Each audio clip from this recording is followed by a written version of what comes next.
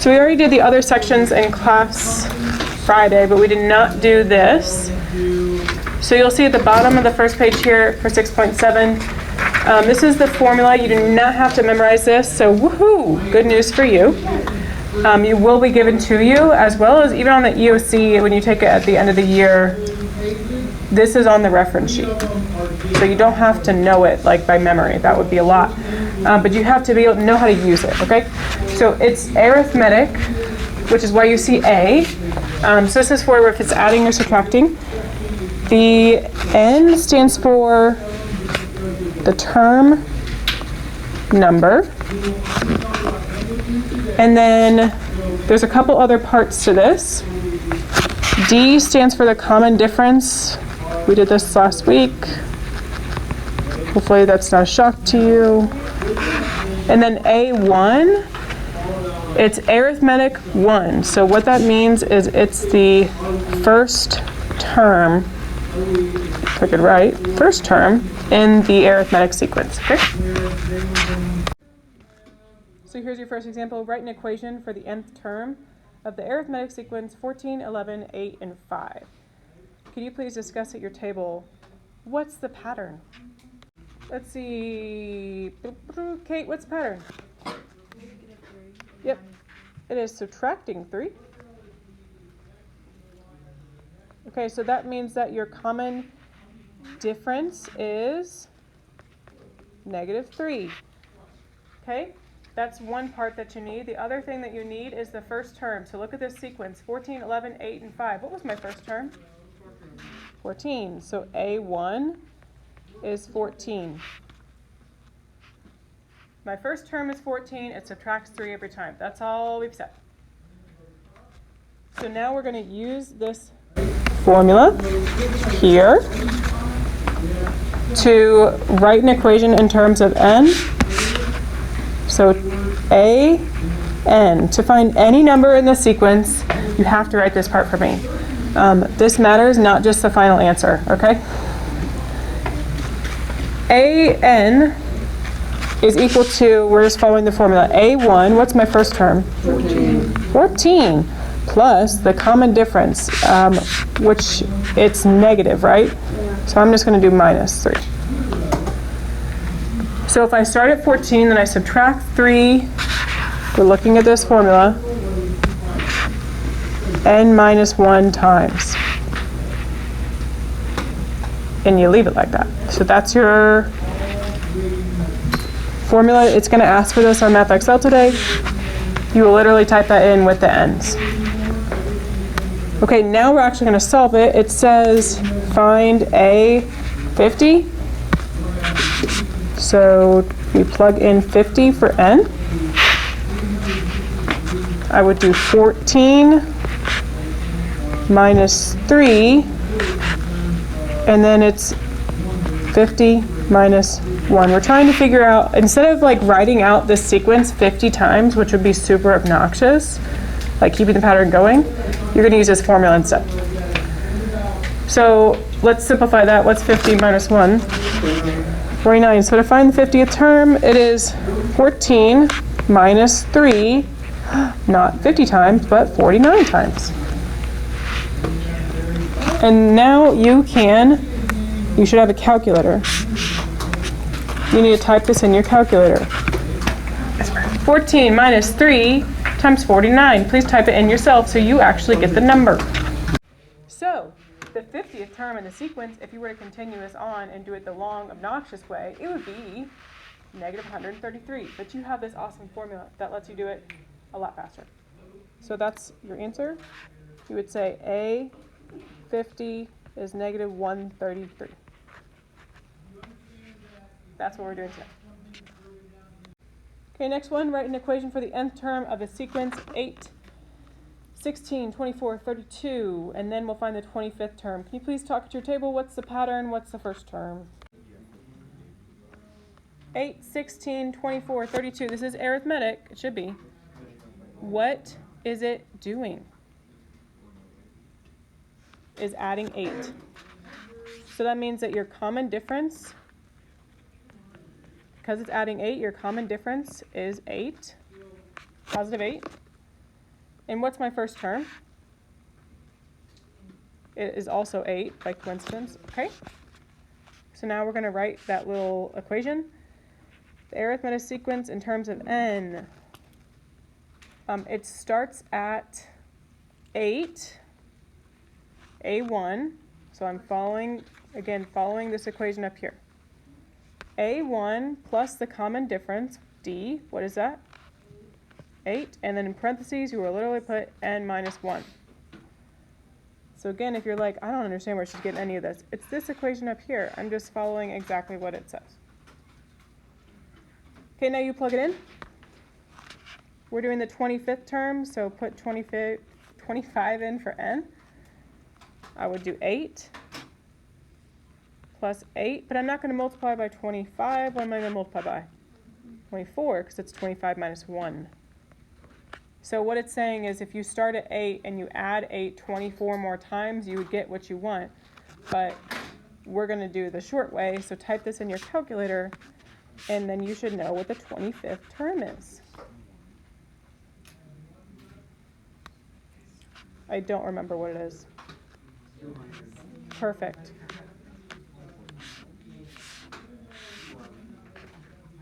But I think this is an important connection because arithmetic is basically linear. This is not just some random formula pulled from the sky. This is actually y equals mx plus b right here. Wait, are you recording right now? Yes. Yeah. Okay, geometric. Same thing. You're on the next page here. N is the term number again. Remind yourself. R is not the common difference, but the common, do you remember the word? Ratio. And G1 is still the first term. The reason it's now G instead of A is because it's geometric and not arithmetic. So we're doing the same thing, but instead of it adding or subtracting, it's going to multiply. So look at number 21. You've got 5, 20, and 80. Can you please figure out what's the pattern and what's the first term? Okay, 5, 20, 80. Madeline, what's the pattern? It multiplies by 4, so that's your common ratio, is 4. And then, Trenton, what's my first term? 5. Mm-hmm. And now we're going to write this equation again. We're using, I'm not just like, it's not like I have this memorized. Trust me, I don't. It comes from right here, which the reason this is the equation is because this is exponential. So this is something we learned. This unit, a times b to the x, it's multiplying. This is an exponential function. So it models that. Gn is equal to, our first term is 5. And then we multiply by 4 n minus 1 times. So again, this is something that you'll have to type in Math Excel today. And now we're going to find the 14th term.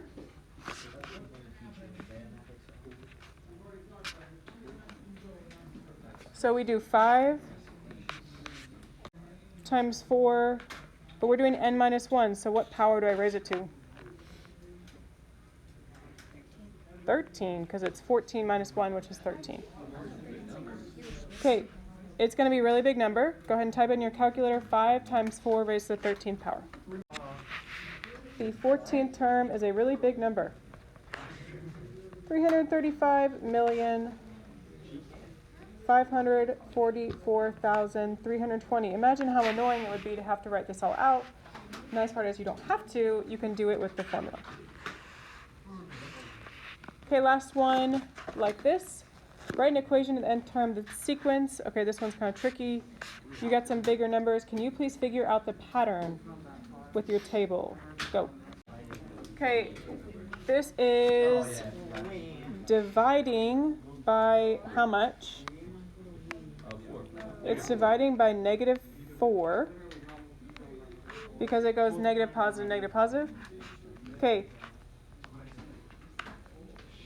It's dividing by -4, but you remember this is exponential, so you can't put the division. Do you remember what that would be then as a fraction? What would I write as a fraction? 1/4. So it's going to be negative 1/4. For the common ratio, it's getting a fourth of the size. You can think of it like that. And my first term is negative 65,536. So that's your G1.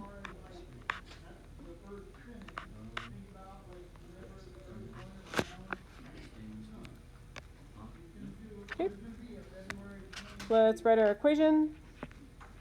Gn. You would do your first term, negative 65,536. And then I would probably put this in parentheses, times negative 1/4 raised to n minus 1.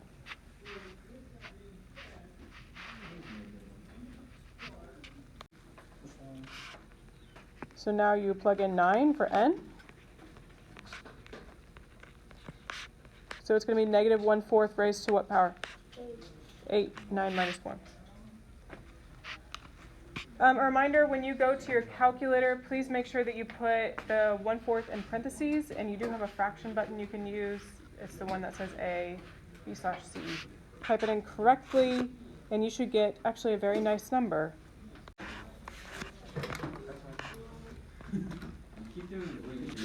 So G to the 9, the ninth term is negative 1. We'll go through these pretty quickly. You visited the Grand Canyon. Anybody ever been there? No. It's pretty cool. Hopefully someday you get to go. The Grand Canyon and drop a penny off the edge of a cliff. The distance the penny will fall is 16 feet for the first second, 48 for the next, 80 for the third, and so on. Write a formula to represent it. So you have to decide, looking at this, if it's arithmetic or geometric, and then write your little equation. So it goes 16, 48, 80. It is adding 32. So does that make it arithmetic or geometric? Arithmetic. Yes. Okay, so that's the equation we're going to use. So to find any number n in that sequence, I would do my first term, which is 16, plus 32, n minus 1 times. And now we're trying to find after 6 seconds, so now plug in 6. 16 plus 32, and it's 6 minus 1, so you're doing 16 plus 32 times 5 seconds. So because if it starts at 16, it's going to drop 32 every time from there.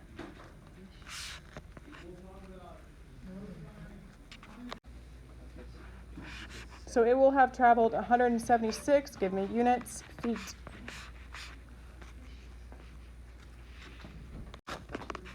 It's getting smaller, so, and it's not addition, it's not subtraction. So it is multiplying by a fraction, or we can do a decimal. But could you try and figure out what decimal is it multiplying by? Here. So it gets 0.8 of the size every time. I'll do it like this. Multiplies by 0.8. Sorry, it's 0.8. Like that? Yes. Times 0.8 every time. So to find the nth term, what's our first term? 400. It is 400. I know it says it starts at 500, but that's actually your 0 term. So your first term is 400. Wouldn't it be G? Yes, it would. Easy fix. There you go, G. 400 times 0.8 raised to n minus 1. I don't care if you put that in parentheses or not. I probably will, actually. And then on the 6th bounce, what do you get? It is okay to do this in decimals. So the 6th, 400 times 0.8 raised to 6 minus 1, so you're doing it raised to the 5th power.